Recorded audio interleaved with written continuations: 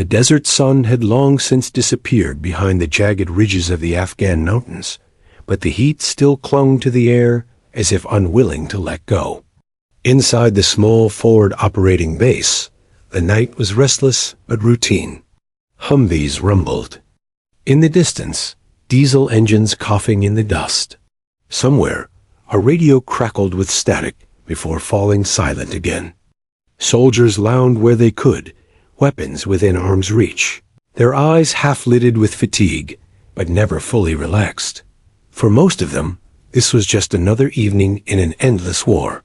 For Lieutenant Emily Carter, however, nights like this were when her world came alive. The base's medical tent glowed dimly under the buzz of fluorescent lights, its walls made of weather-worn canvas, patched in places where time and weather had frayed the fabric. Inside, the air smelled faintly of antiseptic and sweat, a sharp reminder of the fragile line between order and chaos. Emily stood over a soldier stretched out on a cot, carefully bandaging a shallow cut on his forearm. "You'll live, Corporal," she said softly, a faint smile tugging at her lips. The young man chuckled, trying to mask his embarrassment.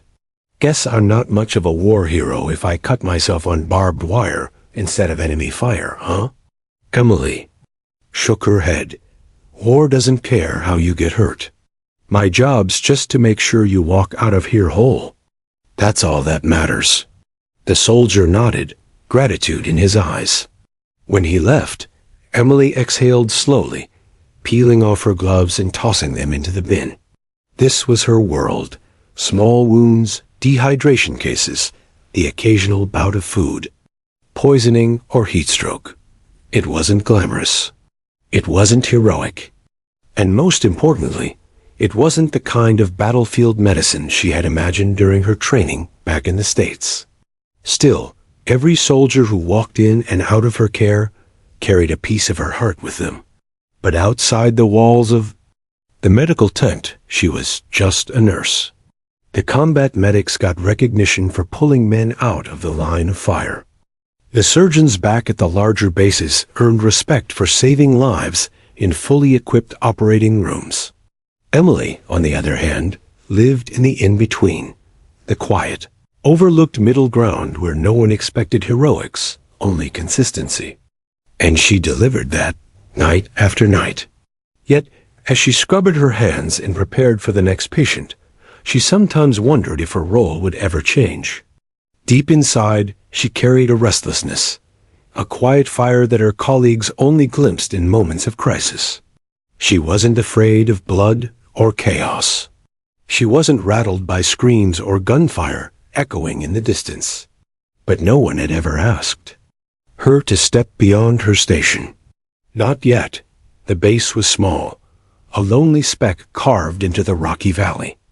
Nights were filled with the hum of generators and the distant barking of dogs in nearby villages. Soldiers rotated on watch, scanning the darkness for movement that rarely came. Life was measured in routines: patrols, chow, sleep, repeat. And for Emily, it was triage, bandage, reassure, repeat. She often found herself walking the camp after her shift, a cup of lukewarm coffee in hand, her boots crunching in the gravel. The soldiers usually nodded at her in polite acknowledgement, but few stopped to talk. To them, she was a caretaker, not a comrade. And though she never admitted it aloud, the distance sometimes weighed on her. Still, Emily didn't come to Afghanistan for glory. She came because she believed in her calling. From the time she was a child, she had wanted to heal. She remembered bandaging her brother's scraped knees, patching up neighborhood kids after bike crashes. Her mother used to tease her, "You've got a heart too big for your own good, Emily Carter." That heart had carried her through nursing school, through the grueling months of military training, and across the ocean into this unforgetting desert. Yet even here, thousands of miles from home, the same question haunted her. Was she really making a difference? The soldiers who came into her tent were grateful, of course. Some even lingered longer than they needed to, offering awkward thanks before slipping back into the night. But once the bleeding was stopped or the 4 was finished, Emily faded back into the background of their lives. She wasn't someone they imagined when they thought of courage or sacrifice. But Emily didn't measure her worth by their recognition. Her victories were quiet ones. The corporal who limped out with a smile, the sergeant who managed to keep his leg because she caught the infection early, the private who walked into her tent trembling with panic and left steady, his fear soothed by her voice. These were the battles she fought, invisible to most, but deeply real to her. Still, there were nights when she sat on the edge of her cot, staring at the canvas ceiling, wondering if anyone would ever remember her name when the war ended. One such night, Emily found herself restless after finishing her shift. She stepped outside into the cool desert air, stars stretching endlessly across the black sky. Somewhere in the distance, faint gunfire echoed like a ghostly reminder of the war just beyond their valley. She wrapped her arms around herself, not from the cold, but from the weight pressing on her chest. She had chosen this life willingly, but she couldn't shake the sense that something was coming. Some test, some trial that would demand more of her than she had ever given before. As if on cue, a voice broke her thoughts. "Carter," called Sergeant Morales, one of the seasoned infantrymen. He approached with a half-smile, his eyes tired but kind. "You ever sleep, or you just patch us up forever?" Emily chuckled. "Sleep's overrated. Someone's got to keep you guys in one piece." Morales studied her for a moment, then said quietly, "Don't sell yourself short. You may think you're just a nurse, but out here, you're the reason a lot of us can keep going." His words caught her off guard. She smiled faintly, but inside, something stirred, a flicker of recognition that maybe, just maybe, her role was more than she allowed herself to believe. She didn't know then how prophetic Morales's words would be. That night, Emily lay awake, listening to the hum of generators and the distant rumble of helicopters overhead. Her heart raced for reasons she couldn't explain. The desert seemed quieter than usual, as though it was holding its breath. She closed her eyes, trying to calm the unease, but it followed her into sleep like a shadow. Somewhere beyond those mountains, events were already in motion. A mission was being planned. A team was preparing to go out. And before long, that mission would come crashing back into her world, tearing away the veil of normalcy she had wrapped around herself. Emily Carter didn't know it yet, but the quiet beginning was about to end. And when it did, she would no longer be just a nurse. The night air in the valley was sharp, almost metallic, carrying the scent of dust and smoke that never truly left the Afghan landscape. A thin crescent moon hung overhead, casting just enough light to blur the jagged outline of the mountains. From the base, helicopters roared into the sky, blades chopping the silence into fragments. Soldiers on the ground paused and looked up, watching the dark silhouettes fade into the distance. Among them was Commander James Walker, standing tall at the edge of the landing zone. His jaw was clenched, his eyes locked on the departing aircraft. Walker had been in Afghanistan for months, but war had been part of him for years. A decorated Navy SEAL commander, he carried himself with the quiet weight of experience. Every mission left its mark. Some were scars on his skin. Others, invisible scars buried too deep for anyone else to see. Tonight, he was leading his men into what was supposed to be a straightforward operation. Intelligence had flagged a compound tucked away in the mountain, ridges believed to house an insurgent cell responsible for recent attacks. The mission was simple on paper: infiltrate, neutralize, extract. Walker had led dozens like it before. Yet something gnawed at the back of his mind, a prickle of unease he couldn't shake. Still, orders were orders, and his men trusted him. To lead, the helicopters descended onto a makeshift landing zone carved into the valley floor. Dust billowed into the air, stinging eyes and throats. The seals jumped out one after another, weapons ready, boots hitting the rocky ground with practiced precision. They moved like shadows, low and silent, their formation tight. "Secure perimeter," Walker ordered in a low voice through his combs. The team fanned out, eyes sweeping the ridges. The night seemed calm, too calm. No movement. No sound but the distant howl of the wind. "Clear so far," one of the seals whispered. Walker raised his hand, signaling forward. They began their ascent up the slope, boots crunching softly against gravel. The compound loomed ahead, a cluster of mud brick structures, barely distinguishable from the terrain. No lights, no guards. Too quiet. The unease in Walker's chest tightened. They reached the outer wall without resistance. 2 men scaled it, peered over, then dropped back down. "Looks empty," one reported. Empty. That word carried weight. In Afghanistan, an abandoned compound often meant a trap. Walker scanned the horizon, every instinct on edge. He motioned for half the team to breach, while the others covered. The breach team moved forward, charges set silently against the door.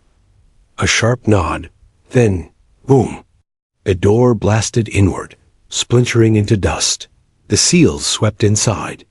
Walker followed, rifle raised. His flashlight beam cut through the darkness, landing on bare walls, scattered debris, broken furniture. The place had been abandoned, recently. "Clear," someone called from inside. And that was when it happened. The first shot cracked like thunder, echoing off the rocks. Then another. And another. Gunfire erupted from the ridges above them, a storm of bullets raining down. Tracer. Rounds sliced the night, bright red streaks that lit the mountainside. "Ambush! Take cover!" Walker bellowed. The valley exploded into chaos. Men dove behind rocks and crumbled walls, returning fire blindly toward the ridges. Rockets screamed. Overhead, detonating in bursts of fire and shrapnel. The air filled with the deafening roar of war gun fire, explosions, and the sharp cries of men hit.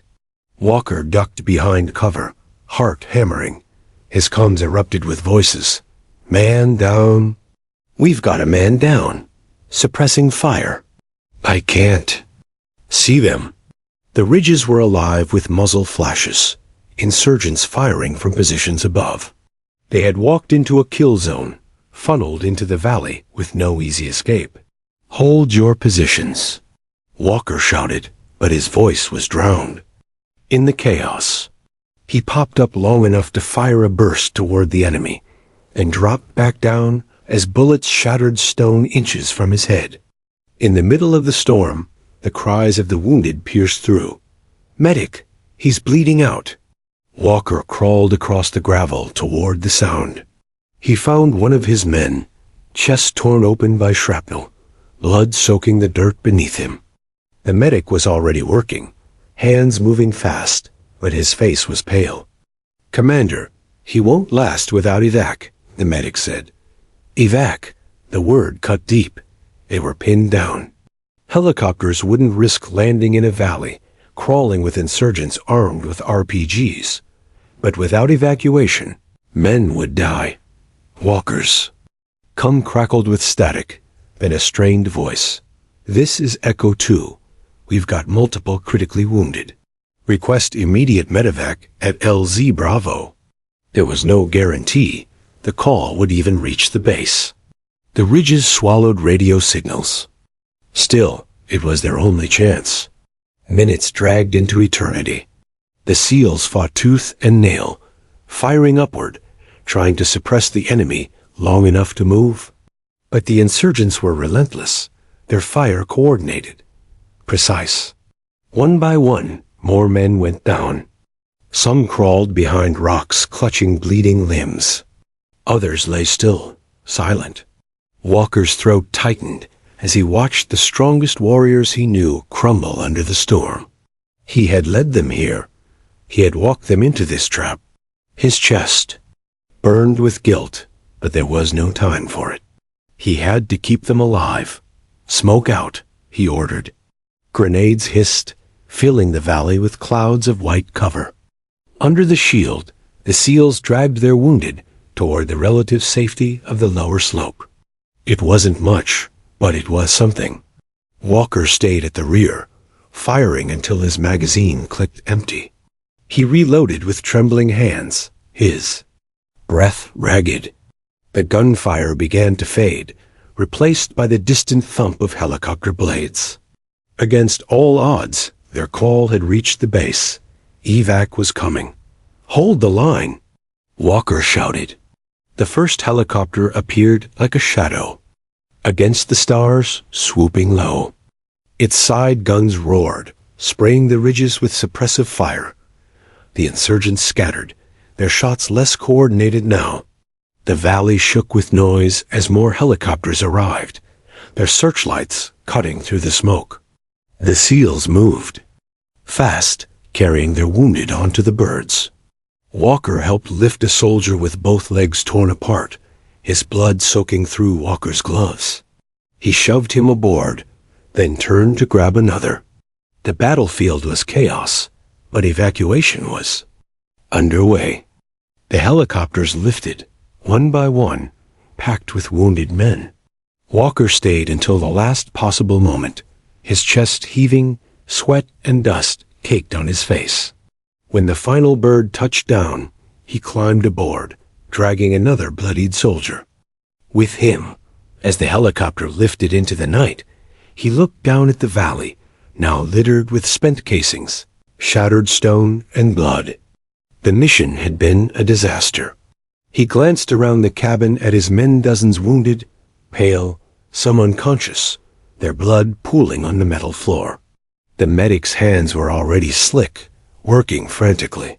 But even in that moment, Walker knew something. Many of them wouldn't make it without help. And when the helicopters roared back toward the base, toward the glow of canvas tents and fluorescent lights, none of the SEALs could have imagined that their salvation would come not from another soldier, but from the quiet nurse waiting for them. The distant thrum of helicopters reached the base long before their searchlights cut across the night sky. To most on duty, the sound was familiar, routine even. But to Lieutenant Emily Carter, something felt different this time. She had been sitting on the edge of her cot in the medical tent, reviewing supply logs and half-heartedly sipping coffee gone cold. At first, she thought nothing of it. Helicopters came and went at all hours, patrols, supply runs, extractions. But as the sound grew louder, heavier, she noticed the difference. It wasn't just one helicopter. It was many. And they weren't moving in the slow, steady rhythm of supply drops. They were urgent, descending fast. Emily stood, her body tightening with unease. Then came the first radio call, loud and frantic through the speakers on the wall. "This is Echo 2 inbound with multiple critically wounded. I say again, multiple critically wounded. Triage on standby." The words sliced through the air like a knife. Emily's heart lurched. She shoved the logbook aside, grabbed her gloves, and pushed through the canvas flaps into the cool night. The landing zone was chaos before the first helicopter even touched. Down, medics scrambled, stretchers clattered to the ground, and soldiers sprinted into position. The sound of the rotors roared across the base, so loud it vibrated through Emily's chest. Dust blasted into the air, stinging eyes and choking throats. The first bird landed hard, side doors sliding open before the skids even settled. What? Emily saw Frozer for a single, stunned heartbeat. Blood.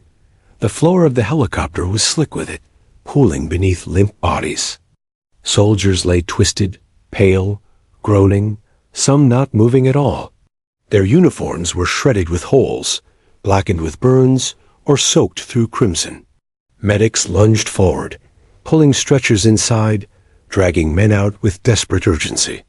Emily snapped back into motion. She darted toward the nearest stretcher, gripping the handle with another medic.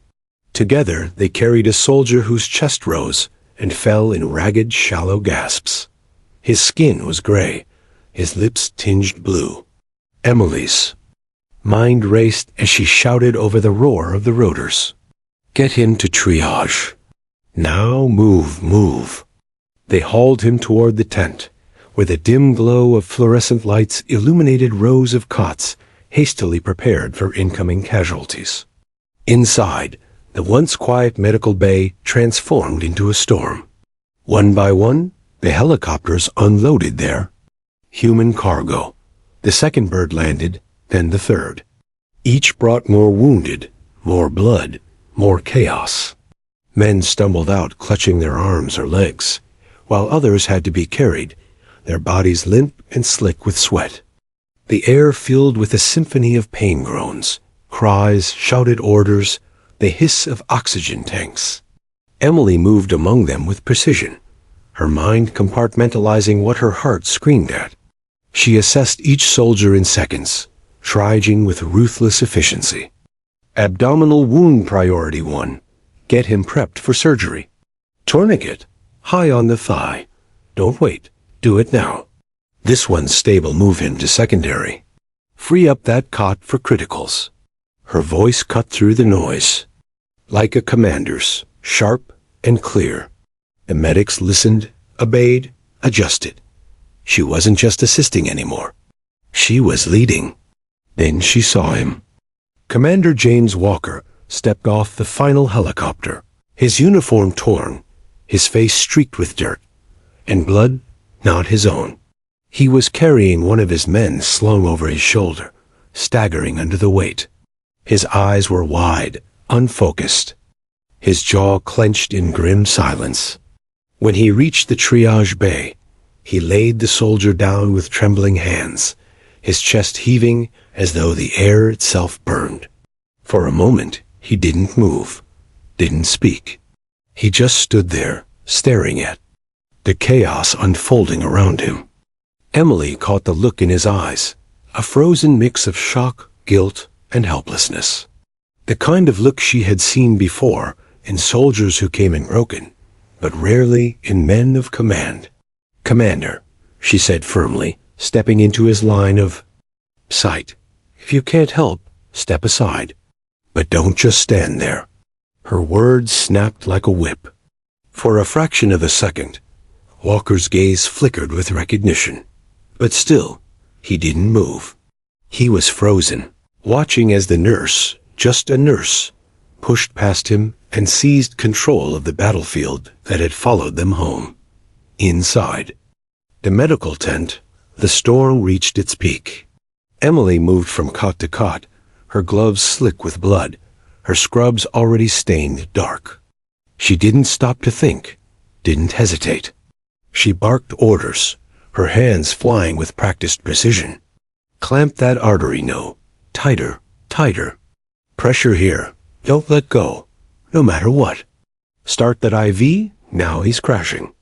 Around her, the tent became a scene of controlled chaos. Medics scrambled to follow her commands. Supplies vanished faster than they could be restocked. Oxygen tanks hissed, monitors beeped, and everywhere there was blood. Emily worked with a ferocity no one expected. She stitched wounds with trembling light, inserted chest tubes under poor lighting, and improvised when equipment ran out. She tore strips of fabric into makeshift bandages, used belts as tourniquets, even pressed her own hands against wounds when nothing else was left. Her focus was absolute. She didn't see the fear in Walker's eyes, or the awe growing in the medics around her. All she saw were her patients, their faces pale, their breaths shallow, their lives slipping through her fingers if she faltered. Even once, hours passed like minutes. By the time the last soldier was stabilized, Emily's body shook with exhaustion. Her hair clung to her forehead with sweat. Her arms trembled from strain, but she didn't stop. Not until she had checked each patient, confirmed every bandage, secured every line. Only then did she allow herself to step back. The medical tent was quieter now. The groans of agony had lessened, replaced by steady breathing, soft murmurs, and the rhythmic beeping of monitors. 12 men who had been on the brink of death now clung to life. Emily peeled off her gloves, her hands trembling, her scrubs soaked crimson. She sank into a chair, head bowed, her body screaming for rest. Yet her eyes still scanned the room, unwilling to close until she really knew, that they were safe. Across the tent, Commander Walker stood watching. He hadn't moved for a long time, his gaze fixed on her. The same woman he had passed in the chow line, the nurse he had barely noticed during routine days at the base, had just done the impossible. Before his eyes. And for the first time in his career, the commander of Navy SEALs felt small. Because in the storm that had nearly broken him, it was a nurse who had stood unshaken. Emily Carter, who had been just a nurse, was no longer invisible. She had stepped into the fire, and in doing so, she had saved 12 lives. And though the night was far from over, though the war outside the valley would rage on, everyone in that tent knew something had changed forever.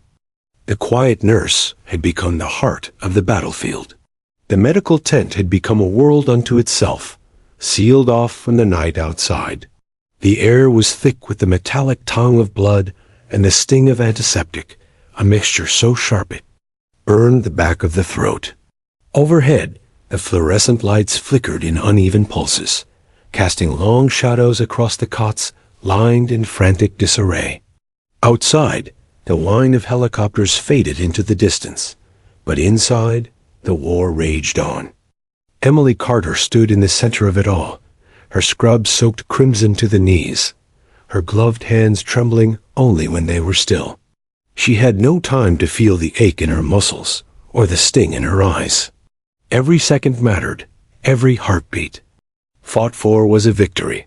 Every slip could be a death sentence. Her voice, sharp and unyielding, cut through the noise. Pressure now. Don't let go of that artery. If you lose it, he bleeds out. Where's the morphine? No, don't waste it on him. He's stable enough. Give it to the one screaming? On cot 4. Get me more gauze. What do you mean we're out? Fine. Rip the sheets.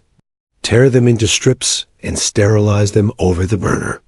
It was a battlefield inside the tent, no less dangerous than the ridges the SEALs had fought on hours earlier. But here, the enemy wasn't bullets. It was time, blood loss, infection, shock. And Emily was the one leading the fight.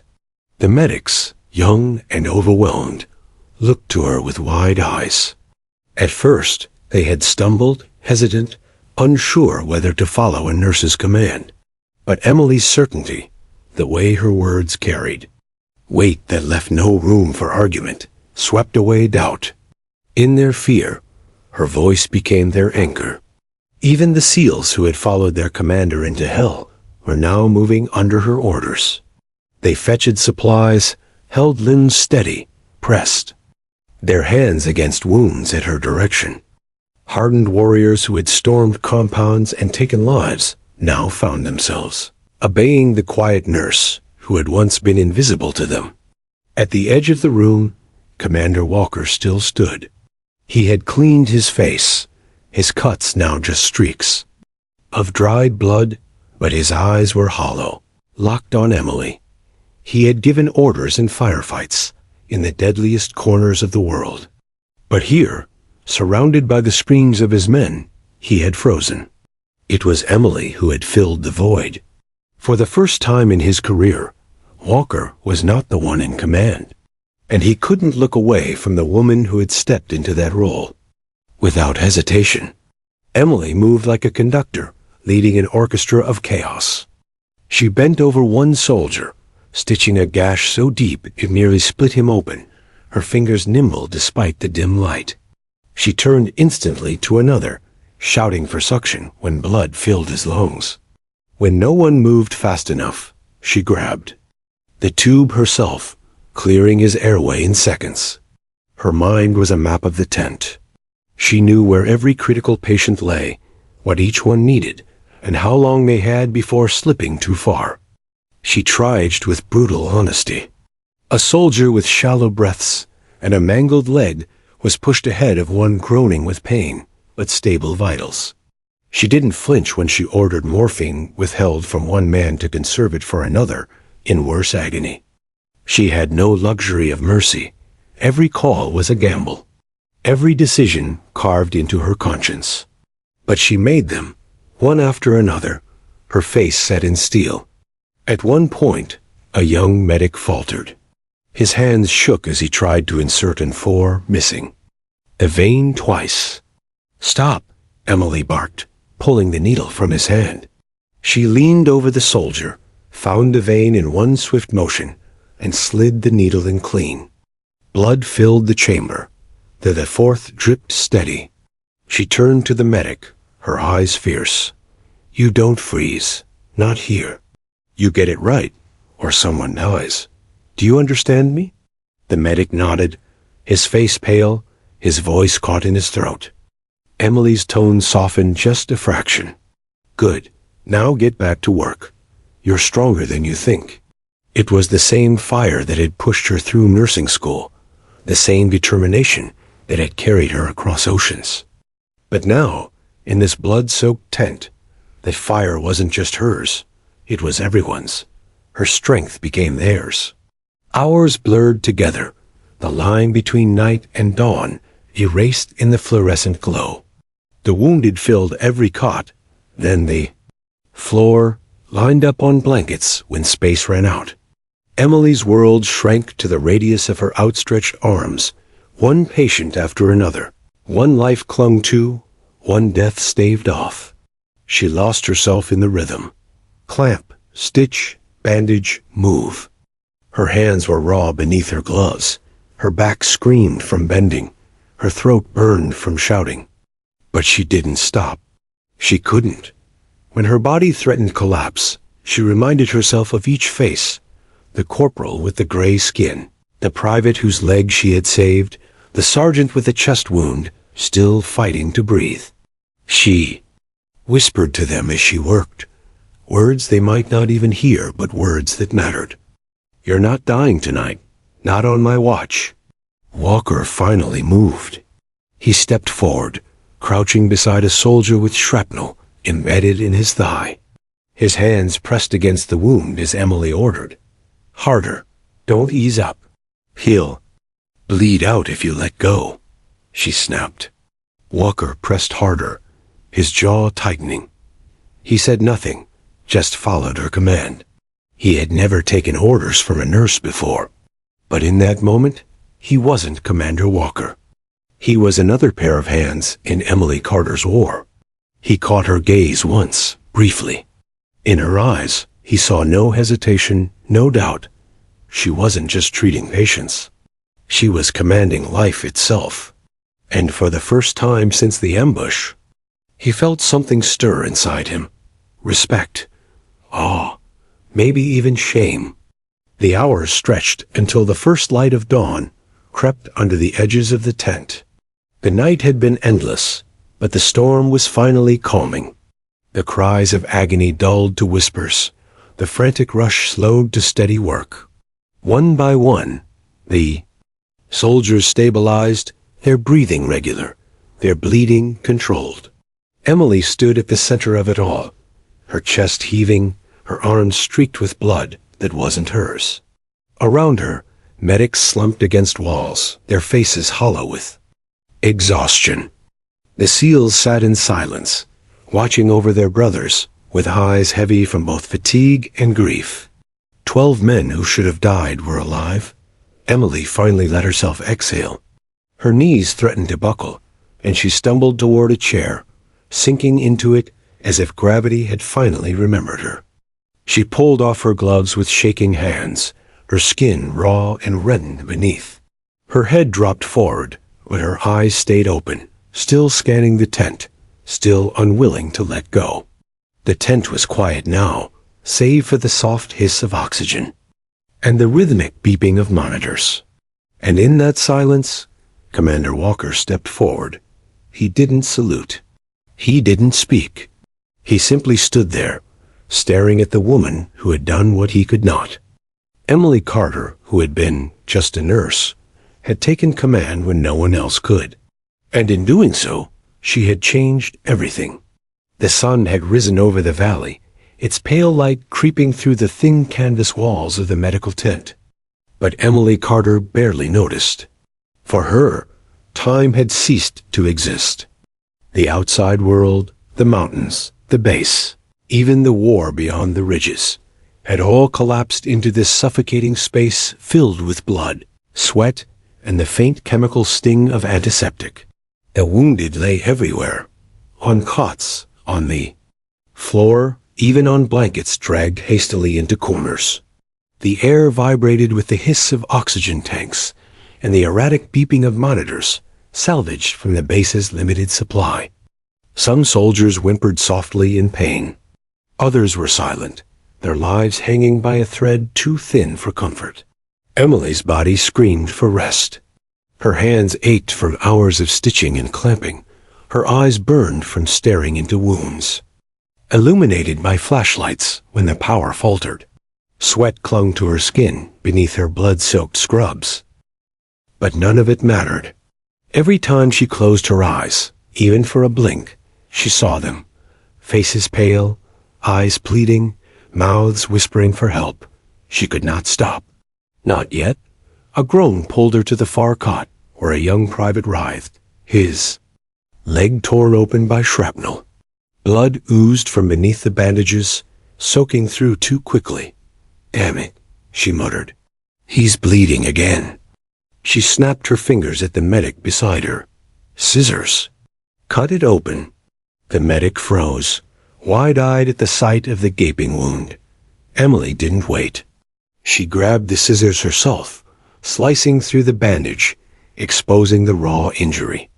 Beneath, blood welled in dark streams, pulsing with each beat of his faltering heart. "Pressure," she barked, forcing the medic's hands down on the wound. She dove into the tray, pulling out a clamp. Her fingers worked quickly, digging into the torn flesh until she found the artery. With a practiced twist, she clamped it. Shut. The bleeding slowed, then stopped. A private gasped, his eyes rolling back. "Stay with me, soldier," Emily whispered fiercely, her hand pressing against his chest. "You're not dying today." She looked up at the medic, sweat dripping into her eyes. "Get plasma in him now. Keep that 4 running, wide open." The medic nodded, his fear dissolving under her command. Across the tent, another soldier began to seize. His body convulsed violently, jerking against the cot. Emily rushed over, pushing past 2 others in her way. "What happened?" she demanded. "Collapsed lung," one medic stammered. "The tube must have shifted. Move!" Emily shouted. She grabbed the chest tube, her hands slick, her breath sharp. Without hesitation, she repositioned it, securing the line, then pressed her ear against his chest. She waited, praying. Then she heard it, faint, ragged breaths, the wheeze of a lung inflating again. "Got it," she muttered, relief flooding her chest. She tightened the tape, ensuring it wouldn't move again. The soldier's spasms slowed, his breathing steadied. Emily smoothed his sweat-soaked hair back from his forehead, whispering, "You're okay now. I've got you." Her voice was calm, steady, but inside, her pulse thundered like a war drum. Time blurred. Minutes stretched into hours, and hours became something endless. A medical tent was a machine running on desperation and willpower, and Emily was its engine. Her voice never faltered. "More gauze, faster. Keep pressure there. Don't waste your hands shaking, use them." At one point, a soldier nearly bled out while waiting for supplies. Emily ripped off her own belt, cinching it high on his arm as a tourniquet. At another, when 4 tubing ran out, she improvised. With what little they had, securing a line with tape scavenged from the corner of a broken crate. Every choice was survival. Every decision was war. Somewhere amid the storm, Commander Walker moved closer, no longer frozen, but still hesitant. His massive frame seemed out of place among the stretchers and cots. Yet he found himself obeying Emily's commands without question. "Hold this," she barked, pressing his hands down on a wound. He obeyed instantly. "Keep his head up. Don't let him choke." Again, he did exactly as she said. Walker had led men into firefights, had stormed compounds with bullets flying past his ears. But here he felt like a raw recruit. Emily's certainty, her precision, her sheer refusal. To yield, it humbled him. At one point, as he pressed down on a soldier's wound, he looked up at her. She was bent over another patient, sweat dripping from her hair, her face smeared with blood. Her hands moved like lightning, stitching, clamping, saving. She was exhausted, broken, but unstoppable. Walker had never seen anything like it. Hours. Later, when the adrenaline began to ebb, the tent grew quieter. The worst of the bleeding had been stopped, the most critical stabilized. But Emily couldn't let go. She moved from cot to cot, checking pulses, adjusting bandages, whispering encouragement to the half-conscious men. "Hang on, you're going home. You'll see your family again. I promise. You made it this far. Don't quit now." Her voice was hoarse, her throat raw, but the words mattered. Even when the soldiers were too weak to respond, their eyes flickered, their fingers twitched. Somewhere inside, they heard. Her. Then it happened. One soldier's monitor flatlined. The sharp, shrill beep cut through the tent like a blade. Emily's head snapped toward the sound. The soldier's chest was still, his skin ashen. "No!" Emily shouted, sprinting to. His side. She grabbed the defibrillator, slapping the paddles together. Clear. A jolt surged through his body, lifting him from the cot. The monitor stayed flat. She tried again. Clear. A beep stretched into the endless silence of death. Emily's heart pounded, her jaw clenched.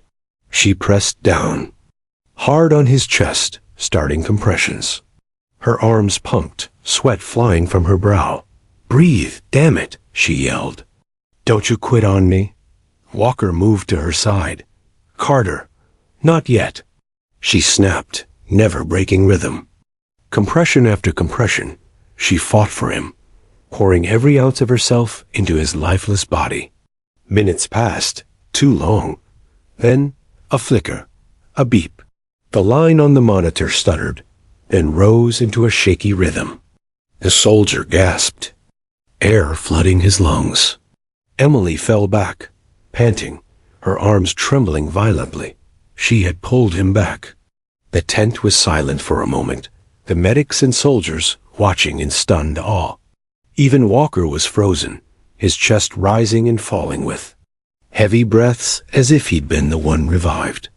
Emily wiped her forehead with the back of her arm, smearing blood across her face. Her eyes swept the room. 12 soldiers, still alive. Barely, but alive. Her body wanted to collapse. Her mind screamed for rest. But her heart, that too big, unrelenting heart, kept her standing. Because as long as they were still, breathing, her fight wasn't over. That day, Emily Carter didn't just save lives. She fought death itself, tooth and nail, and refused to let it win. And though her hands shook, though her body nearly broke, she stood victorious. The fight for life was hers, and she had won. The medical tent was quiet now, though the silence was deceptive. It wasn't peace. It was exhaustion. The hollow lull that came after a storm had burned itself out. The cries of agony had faded, replaced by the steady rhythm of oxygen pumps, the faint beep of heart monitors, and the low murmurs of medics too drained to speak above a whisper. Emily Carter stood at the center of it all, swaying on her feet. Her body numb, but her mind still sharp. Her scrubs were stiff with dried blood, her gloves long discarded, her bare hands raw and swollen. She had lost track of how many hours had passed. Maybe it had been one night, maybe two. Time meant nothing anymore. What mattered was that 12 men who should have been dead were still alive.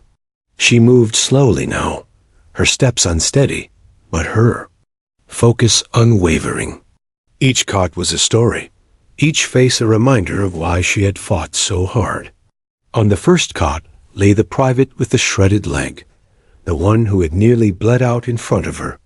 His skin was pale, his breathing shallow, but the steady drip of plasma into his vein told her he was still in the fight. She touched his forehead gently. "You're not leaving me," she whispered, her voice hoarse. "Not after all that." He stirred slightly, eyelids fluttering, and she felt a surge of relief. Next was the corporal whose chest had collapsed under shrapnel.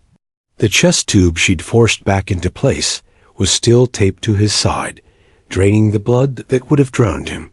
His breaths were shallow, but consistent now. Emily checked the tubing, then leaned close to his ear. "You're breathing," she said softly. "That's all you need to do right now. Just keep breathing." At the third cot, she paused. This was the soldier she had pulled back from the brink, the one who had flatlined under her hands. His chest rose and fell steadily now, each rise a victory. She remembered the feel of his rib cage beneath her palms as she'd pounded life back into him, the moment the monitor had stuttered back to rhythm. She pressed her fingers lightly against his wrist, feeling the faint thrum of his pulse. A shaky smile tugged at her lips. "You scared the hell out of me," she murmured. "Don't you ever do that again?"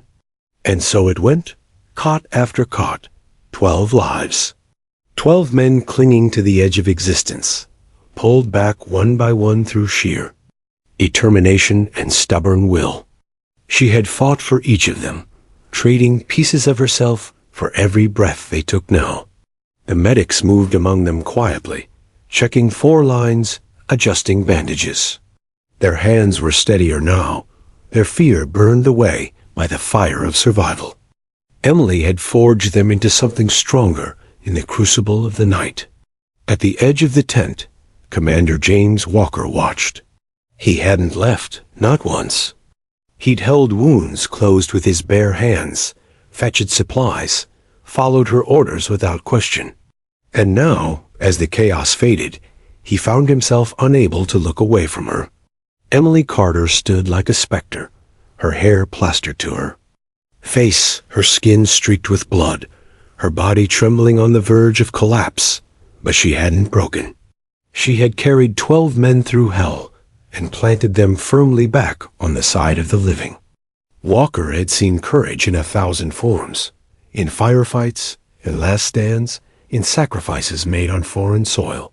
But he realized, with a weight that pressed heavy on his chest, that he had never seen anything like this. Emily finally allowed herself to sink into a chair, her body folding as if gravity had claimed her completely. She sat hunched forward, elbows on her knees, staring blankly at the floor.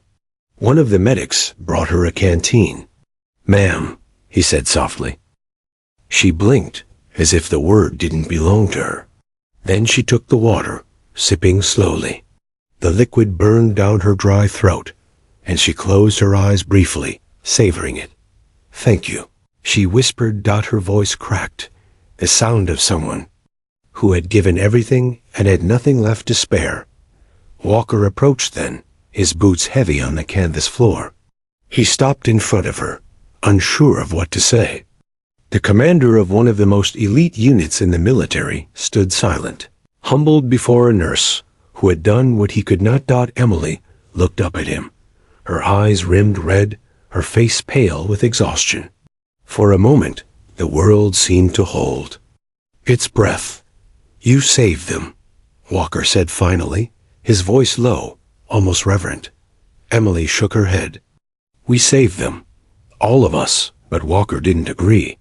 He had been there.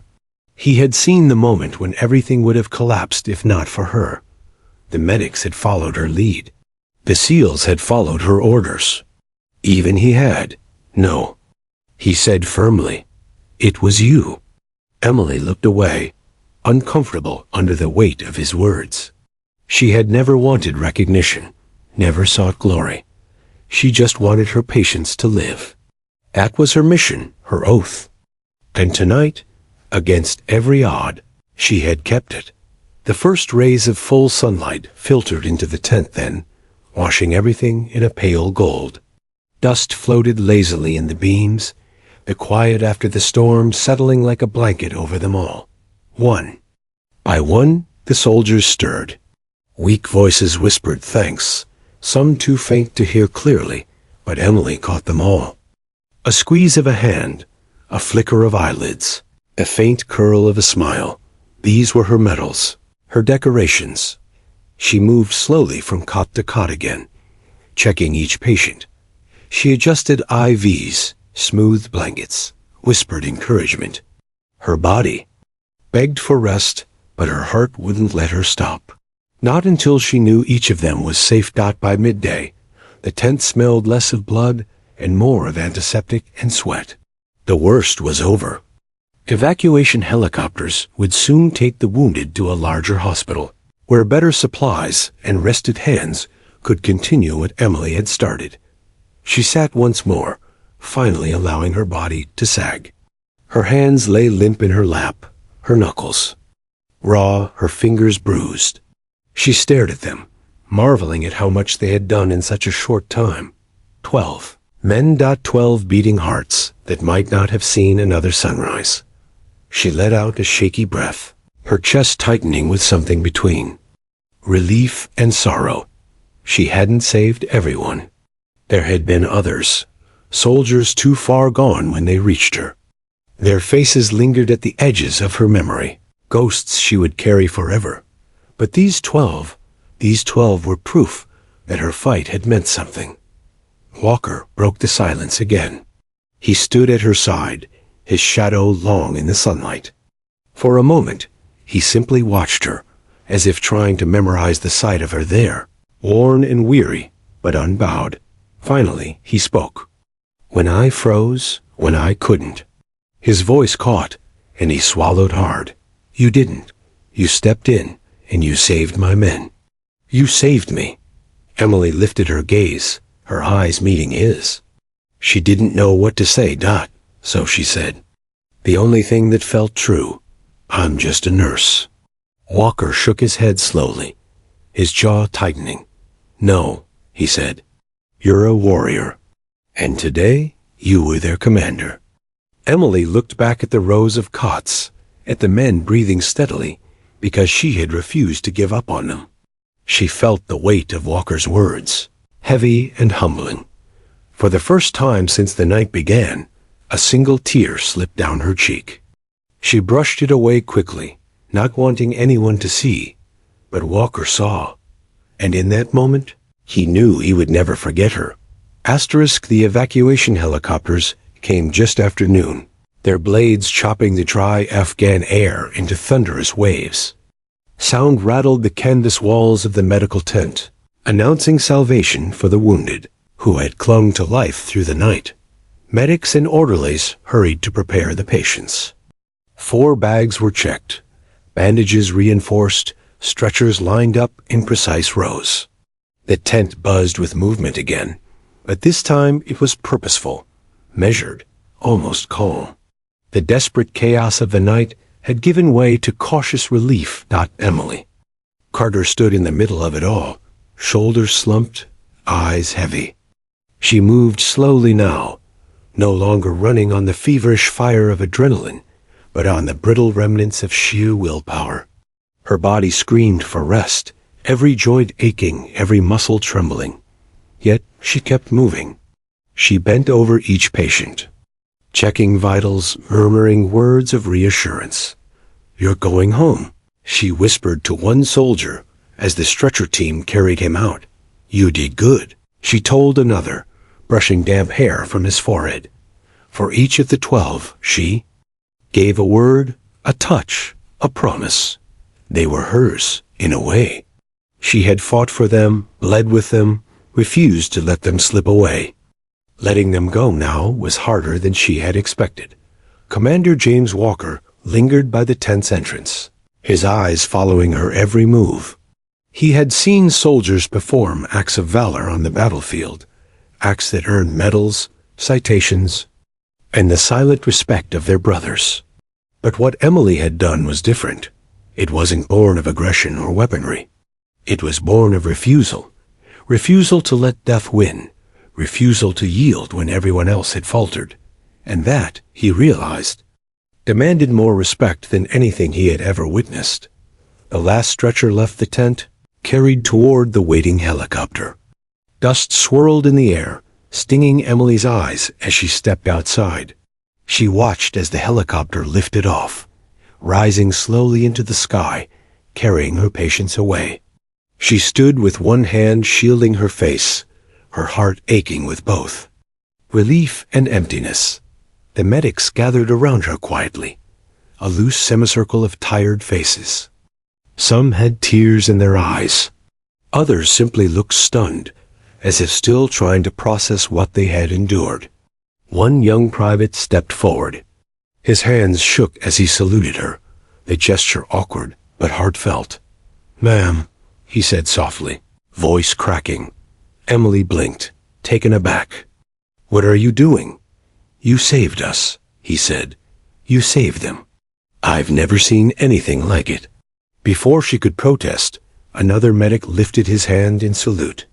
Then another, and another. Within seconds, the entire group stood. At attention, eyes fixed on her, saluting not out of duty, but out of reverence. Emily's throat tightened. "No," she whispered, shaking her head. "Don't do that. I'm just a nurse." But the words rang hollow now, even to her own ears. Commander Walker stepped forward, cutting through the line of medics. His presence was heavy, his shadow stretching across the dirt as he came to stand directly before her. For a long moment, he said nothing. He simply looked at her, really looked at her. Not at the blood on her scrubs or the exhaustion etched into her face, but at the steel in her eyes. The unshakable will that had carried 12 men back from the edge. Then, slowly, he lifted his hand in salute. The motion was deliberate, precise, the kind of salute that carried the weight of decades of service, of battles fought and men lost. His eyes never left hers as he held it, a commander giving the highest respect he could offer. The tent fell utterly silent. Emily's breath caught in her chest. A SEAL commander, a man whose reputation on the battlefield was legend, was saluting her. A nurse. Tears burned her eyes, but she refused to let them fall. She swallowed hard, her voice a whisper. "You don't have to do that." Walker's jaw tightened. His voice was steady, low. "Yes, I do." The medics and soldiers around them watched in reverent silence. For many of them, it was the first time they had seen their commander salute anyone who wasn't in dress uniform at a funeral. The gesture said more than words ever could. Emily stood frozen, unsure how to respond.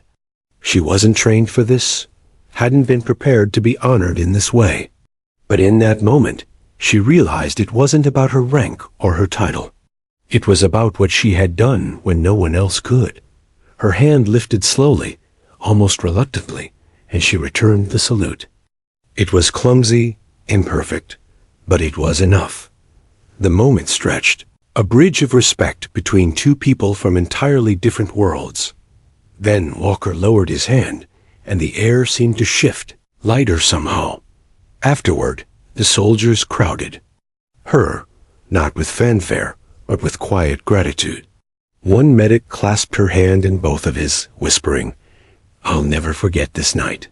Another simply nodded, eyes shining with unspoken words. Even the wounded who could still walk came to her, leaning on crutches or supported by brothers in arms. One young man, his arm in a sling, managed a shaky smile. You gave me another chance, he said. I'll live for it. I swear I will. Emily's heart clenched. She had never thought of her work in those terms, of giving someone a second chance at life. To her, it had always been duty, necessity. But now, hearing it from the lips of the men she had saved, it felt different. It felt enormous. Later, when the dust had settled and the helicopters had disappeared into the horizon, Emily finally allowed herself to collapse. She sat on a crate outside the tent, her hands trembling in her lap, her gaze distant. Walker found her there, sitting in the fading sunlight.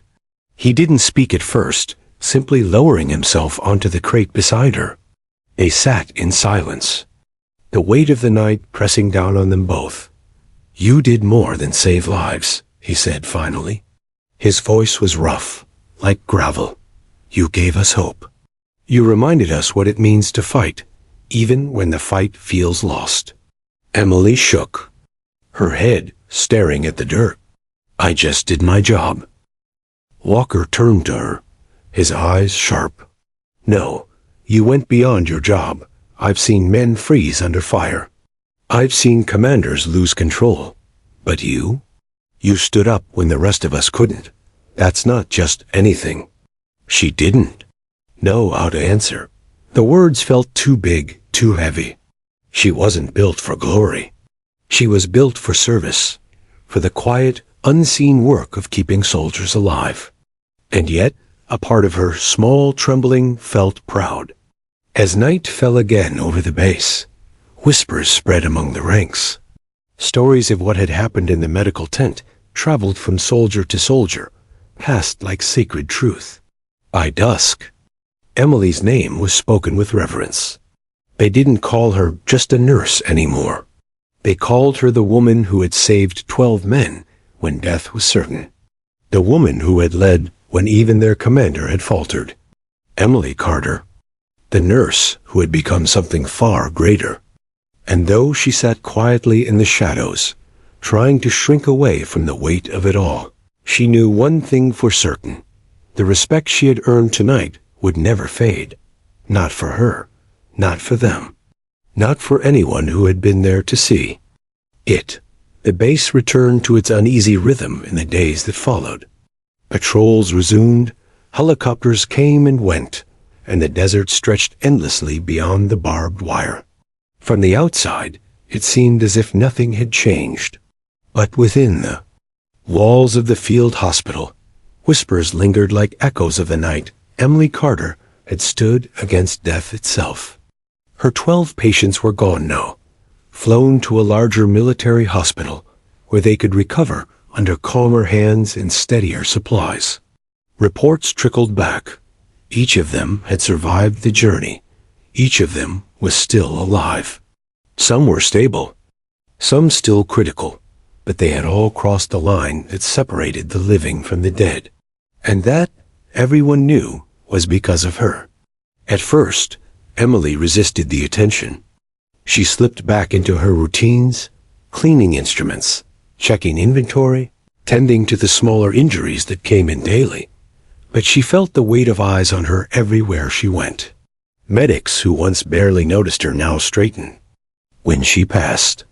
Soldiers she didn't know offered nods of respect, quiet acknowledgments of something greater than rank. She heard it in murmured conversations too, when she walked into the mess hall or the supply depot. She's the one, that's her, the nurse who saved them. It unsettled her. She had never wanted the story.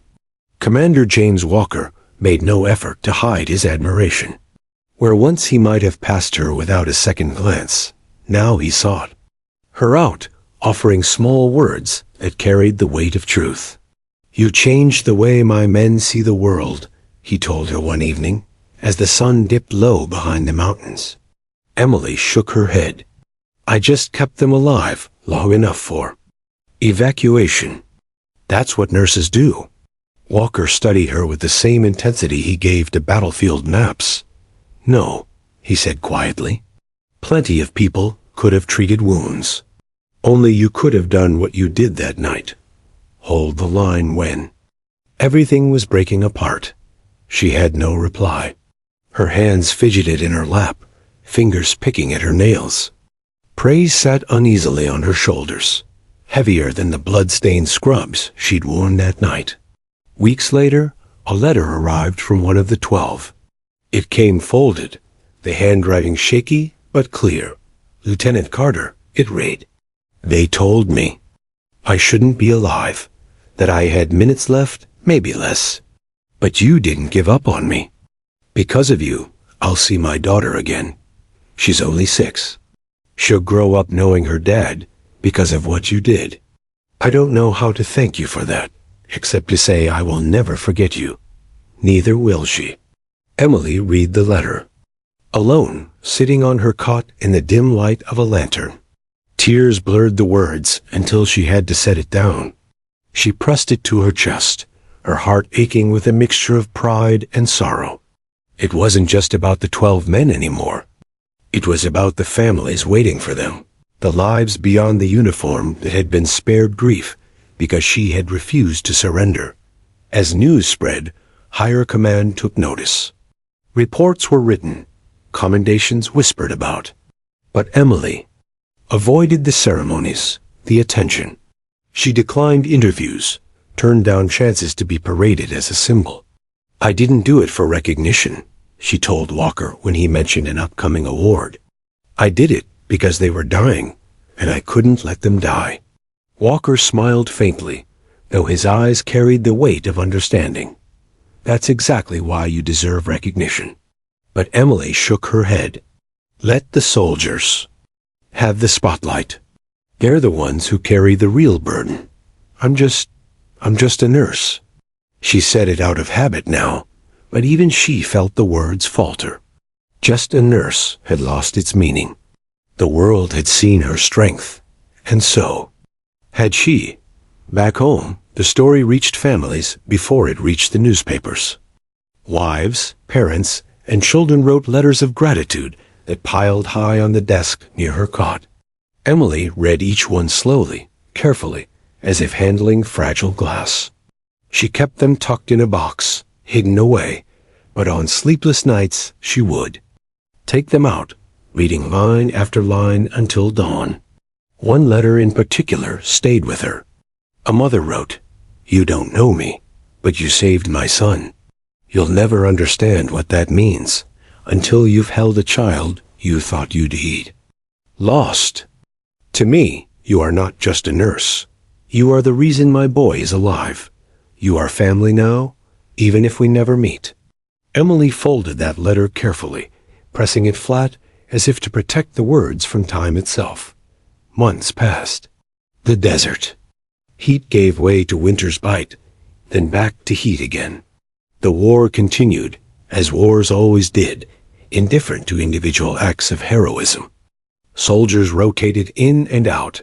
Patrols brought in new injuries, and the field hospital kept on with its relentless rhythm. But Emily was not the same. She still moved quietly through the base, still worked long hours in the shadow of combat. Yet, she carried herself differently now. Not proudly. Pride was not in her nature, but with a quiet certainty. She knew her worth. She knew what she had done when the world demanded more than anyone had a right to give.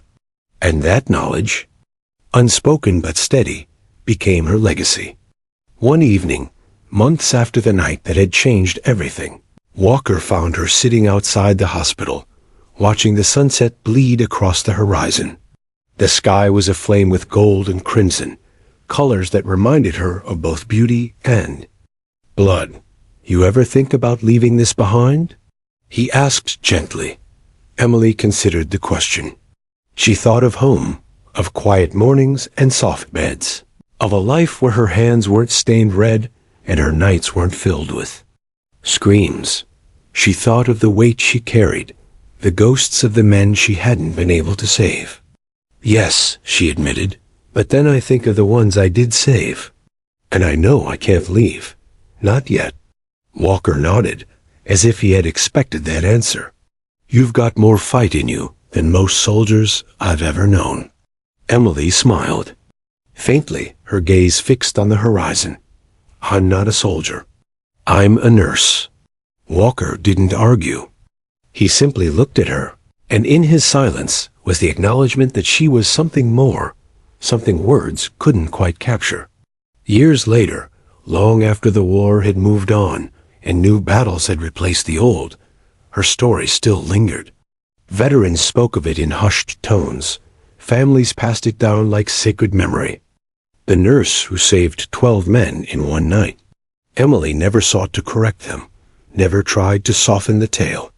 But when people asked her directly, when they pressed her for details, she always gave the same answer, simple and true. "I was just doing my job." And perhaps that was the heart of her legacy. Not the medals she never accepted, not the stories told in mess halls or living rooms, but the quiet truth of a woman who gave everything she had because she could not bear to do less. Emily Carter was just a nurse. And that, in the end, was more than enough.